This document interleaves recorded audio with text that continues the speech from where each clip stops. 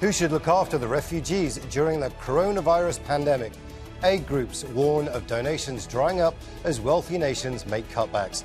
So how do we ensure protection for some of the world's most vulnerable people? This is Inside Story.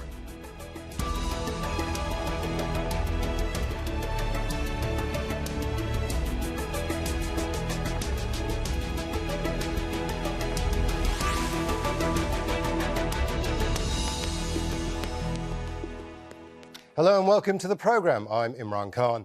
The coronavirus pandemic is having a devastating impact on refugees around the world. Preventative measures like social distancing and frequent hand washing are often difficult to implement in crowded camps. And the aid agencies helping the refugees are struggling as well. Humanitarian organisations are warning of huge budget shortfalls. Wealthy nations in Europe, North America and the Middle East are slashing donations and keeping that money at home to tackle the economic fallout of the pandemic. One of the world's largest charities, Oxfam, laid off nearly 1,500 staff and pulled out of 18 countries last month. A recent survey estimated that global government aid will drop by $25 billion by next year. Let's take a look at the world's refugee crisis. The war in Syria has displaced 5.6 million. Last year, international donors pledged $5.5 billion to help host countries such as Turkey, Lebanon and Jordan. Nearly 2.5 million Afghans are living as refugees, many of them in Pakistan. The EU has pledged an extra $24 million to help them. 2 million South Sudanese have escaped to neighbouring countries like Ethiopia and Kenya. Another 1.5 million are internally displaced. The UN's asking for $1.3 billion in aid this year. And in Myanmar, just over 1 million ethnic Rohingya have been forced from their homes. 750,000 of them have fled to Bangladesh. The UN wants to raise $877 million to help them.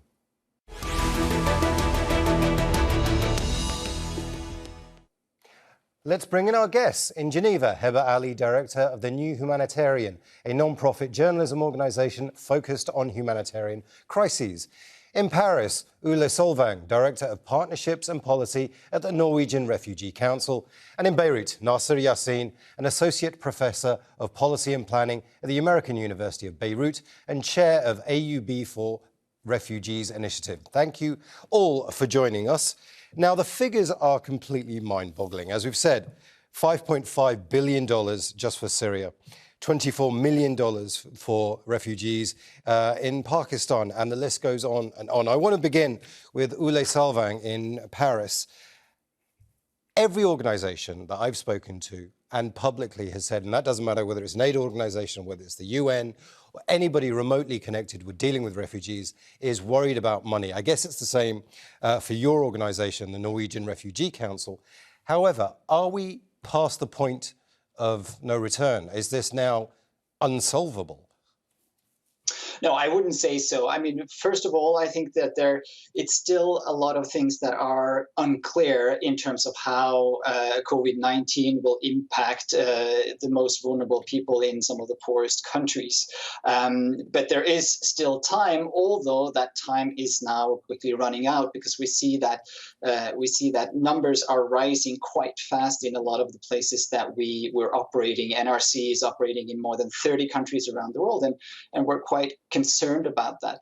But there's another element to this as well, and that is that we're worried about the immediate health impact of COVID-19, but we're also incredibly worried about the secondary impact on people when you have countries and governments imposing, understandably, public health measures to limit the spread of the virus. That's going to have an effect on economies. It's going to have an effect on whether people are able to have income, whether they're going to be able to put food on the table. And that is going to be a longer-term issue that we have to deal with. And for that, we have to also start responding. But Ule, let's take, for example, Zaatari refugee camp in Jordan. It's effectively a large city in Jordan. It's not a small refugee camp. It's how do you, I mean, the mind boggles. How do you do it? How do you stop these people from, getting COVID-19, how do you socially distance in a refugee camp? Surely it's impossible. Well, it's challenging, that's for sure. I mean, what's some of the things that we in the Norwegian Refugee Council have been doing in some of the refugee settings that we're working in, and places where there are dense populations of displaced people, it is, doing shelter work, so helping people expand the places where they stay so that they can have a more social distancing. It is building quarantine facilities so that people who are either infected or at risk, at particular risk, can be separated from the others. It is installing better wash and sanitation facilities to make sure that, also displaced people and people in refugee camps are able to follow some of the same advice that we are getting and we're following in terms of hygiene, etc. So there are definitely things that we can be doing to limit the impact that this will eventually potentially have on people, but it is challenging. Nobody is discounting that. Let me bring in Nasser Yassin here from Beirut. You're the chair of the American University of Beirut Refugees Initiative. Before we came on air, I was speaking to a couple of academic friends of mine about whether there had been any academic studies done on dealing with an issue like COVID-19 in a refugee camp. And actually the answer that came back was not that we know of. Is there anything? Has this been planned for by anybody, or did this come out of the complete left field? No, there is some work happening at the moment, and I think there is research taking place to understand the implications of the COVID-19. But of course, at the time of the pandemic, a lot of the efforts are to contain and to make sure that there's no outbreak in refugee settings, in communities, in the informal settlements and the camps where actually they might be at high risk, particularly because the social distancing is a luxury for them. But what's most worrying is also the repercussions of the lockdown on the livelihood and on the ability for the refugee families to earn a living. The vast majority of refugees across the globe, but particularly in this part of the world, actually rely on their informal work. They need to go out daily to get a living. They work in informal settings, in agriculture, in construction, in basic jobs. And the lockdown has created an immense pressure on them to keep going. And and I hope they will be, and we will be saved from this virus. I'm not sure about being saved from hunger and from poverty and from destitute. And this is a major concern for all of us, how we're going to get those people back into some kind of a job. Heba, I see that you are nodding in agreement there. Heba Aly is the director of the new Humanitarian. Part of your job is to try and get publicity via newspapers, periodicals, magazines for the plight of refugees. Is that working? Have people just lost interest? I mean, that's the question, right? I would say in the early days of the pandemic, everyone was very much focused internally, of course. They had their own lives directly threatened by this virus. And it was, we set out really proactively to remind the world that this could very well have an even more devastating effect in other parts of the world than what we were seeing in the early days in China and in Europe. Fortunately, that hasn't come to pass yet. And I think we are starting now to see a recognition of the fact that this is a global pandemic. If it's spreading in one part of the world, that's a danger to everyone in the world. And I think there is a bit of consciousness that we're all very connected. But also I'd say that at least the optimistic view is that the pandemic has spawned a kind of international solidarity, because for the first time, everyone around the world is experiencing a crisis to different degrees. And I would push back against this idea that the pandemic has been an equalizer, because it's certainly affecting vulnerable communities harder than everyone else. But it has awakened, I think, people all over the world to the idea that to what it feels like to be in a crisis, and thus hopefully can create some empathy for crises beyond this particular virus.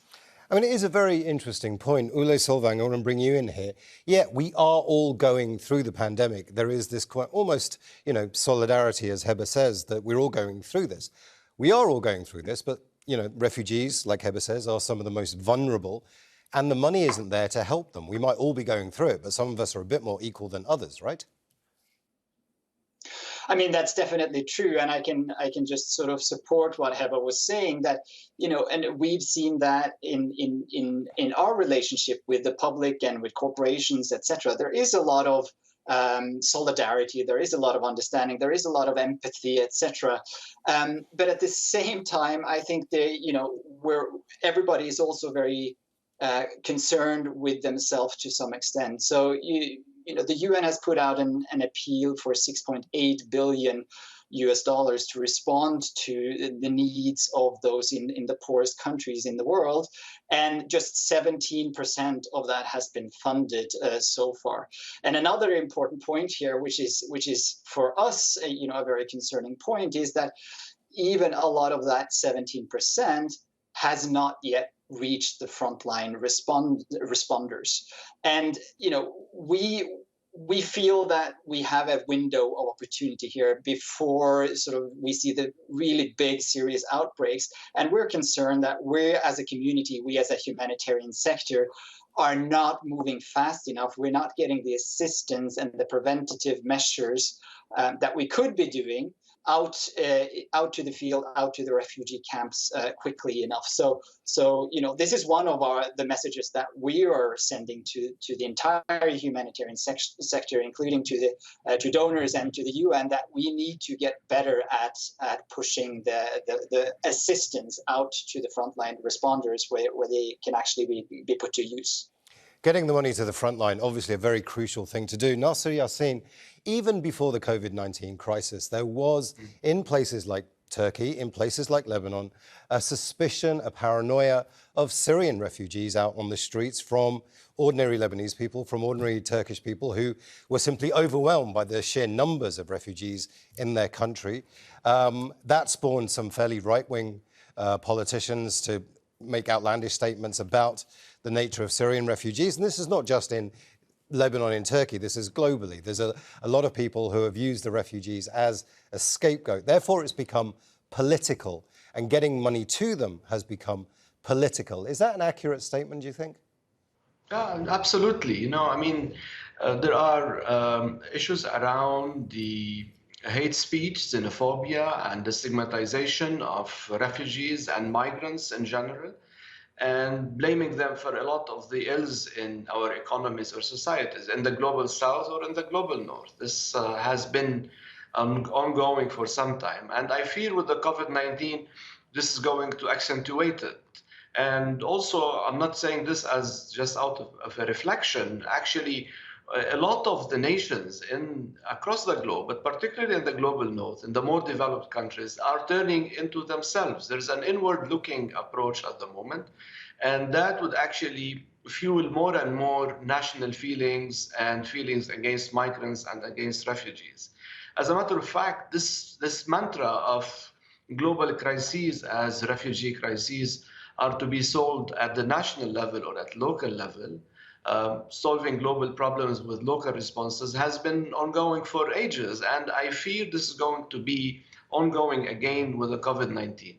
The COVID-19 pandemic is a global pandemic, as the name says, but as a matter of fact, a lot of the responses until now have been mostly national, local, and inward-looking, and I fear this is going to translate into the refugee response in the coming years. And those issues around refugee response, about helping refugees, helping their host communities, are going to remain local problems to be resolved with local responses, but with some funding from here and there. This needs to be changed. The refugee problem is a global problem that needs to be addressed at the global level. Similarly, the COVID-19 pandemic and economic repercussions are global problems, need to be addressed at a global level in a multilateral approach. And I think this is a strong message that we need to always keep in mind and send to the countries across the globe, but also to the, these platforms that we can speak in, whether it's actually the G20 or or the G7 or other meetings, that we need to spread this word. This is a global problem that we need to respond it globally in a multilateral approach. Let's bring in our other two guests. Let's bring in our other two guests, because I'm fascinated to hear what they might think. Is it time, Heba Aly in Geneva, for a global response rather than a local one? I was just going to jump in because, in fact, if you compare the world's reaction to this crisis compared to the financial crisis in 2008, then you really did see a multilateral approach where leaders were gathering at the European Union, et cetera, to look at how they can work together to address this crisis. And this time around, we have not at all seen that. And in fact, we have seen quite the opposite, in which everyone is kind of each man for him or herself. And in fact, countries are fighting with each other over protective equipment and masks. I mean, it's degenerated to such a level of nationalism, protectionism, and I'm afraid that we're very, very far from a multilateral approach to this. I would add that actually a multilateral approach probably wouldn't work anyway, because this is a transnational problem rather than a multinational problem. And so my guess is that we're not likely to see that. We haven't seen the UN Security Council talk about this at all. I mean, it's been a very different kind of challenge this time around. Well, maybe if we gave all the refugees bank accounts, that might not be a problem. I want to bring in Solvang here. What do you think? Multinational approach, multilateral approach, or is it the right approach right now that we have, this local approach?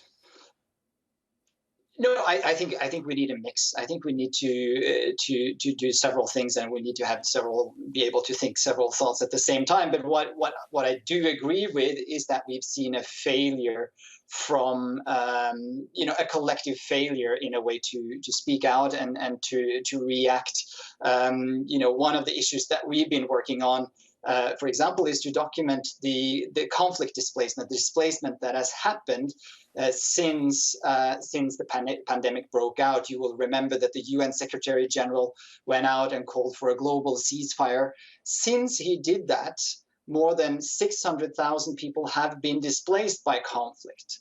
Obviously, as we're sort of sitting in lockdowns and we're restricting our movement, we all understand that people being forced to flee and forced to move is not a great way of fighting this pandemic.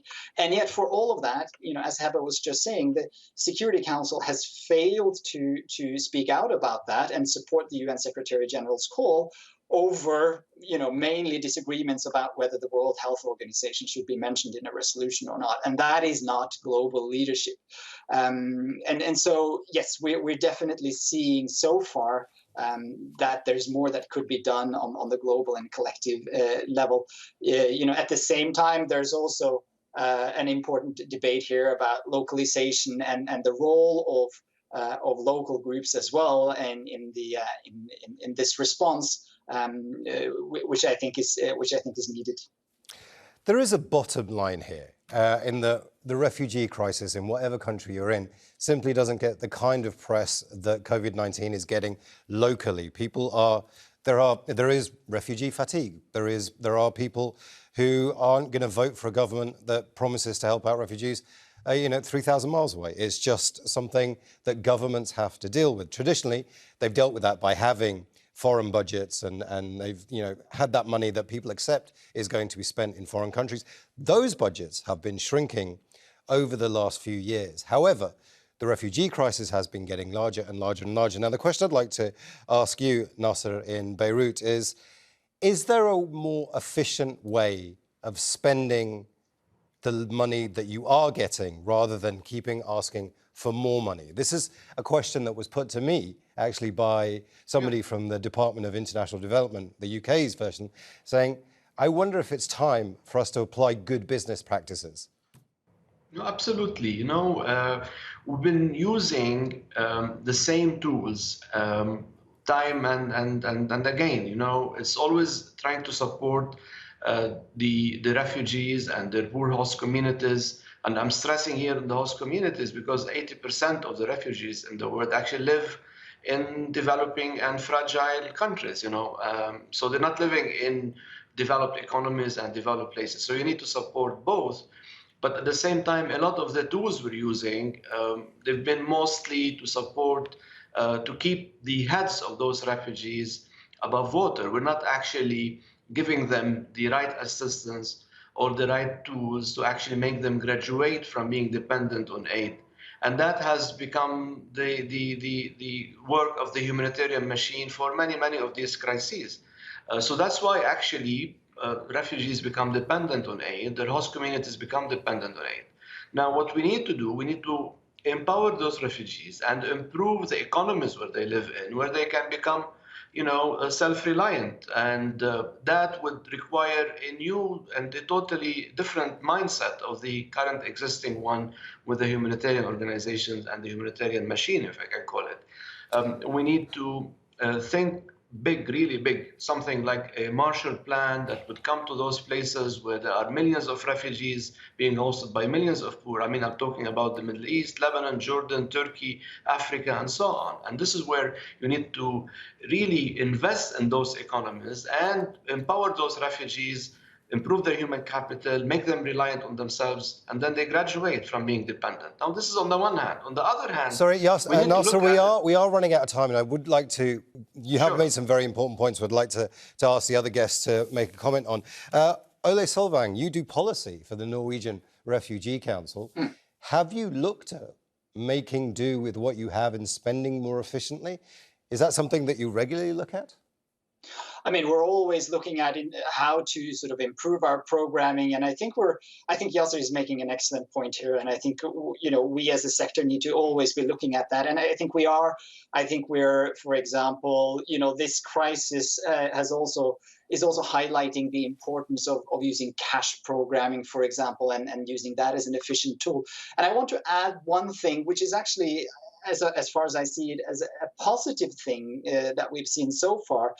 For many years now, and in the context of the grand bargain, a process that is trying to make humanitarian work more efficient, we've been calling for simplification of procedures from donors, for making reports standardized, etc. We're spending a lot of time and resources just because different donors have different requirements, etc., and because there's not a lot of flexibility from many donors. This is where we have, in the current crisis, actually seen quite a shift in the mentality and the signals that we're getting from donors, where they have shown flexibility, they have agreed to sort of ease reporting requirements, etc., which has allowed us to respond quicker. And we're saving a lot of time and resources on that. And we really hope that this will be a shift, and that some of these changes that we've seen recently will stay with us also after the COVID-19 crisis sort of dissipates a little bit, because it is making humanitarian work more efficient. But I do want to add, one thing. I think there are three messages that we really have here, and that is, there needs to be more funding for the COVID-19 response. There needs to be that funding needs to go to frontline responders more quickly. But thirdly, it is really important to also keep in mind that the problems that we had before, that they haven't gone away. So it is really important that we're able to maintain sort of the humanitarian funding that we have. We've made great progress. Sorry, Ole, we are running out of time. I do want to bring in Heba Aly here in Geneva. Heba, you teach you give a person a fish, he eats for a day. You teach a person to fish, they eat for a lifetime. It's a very old cliche. But is it time to spend the money more efficiently? I mean, part of what we do at the New Humanitarian is to map out the way the aid architecture works. And we have seen over years and years that a push that has existed for, decades really, to reform the way aid is delivered has been very slow in becoming reality. So there is absolutely justification for looking at the way aid is spent. And that's not so much, that people are being wasteful, but more that the whole system is structured in a way that continues to deliver, for instance, aid year on year for crises that we now know last for many years. I'm afraid we have actually run out of time now. Heba, thank you very much. Heba Aly in Geneva, Nasser, Yassin in Beirut, and Oli Solvang in Paris. Thank you very much. And thank you too for watching. You can see the programme again anytime by visiting our website, aljazeera.com. And for further discussion, go to our Facebook page. That's facebook.com/AJ Inside Story. And you can also join the conversation on Twitter. We are at AJ Inside Story. From me, Imran Khan, and the entire team here in Doha, bye for now.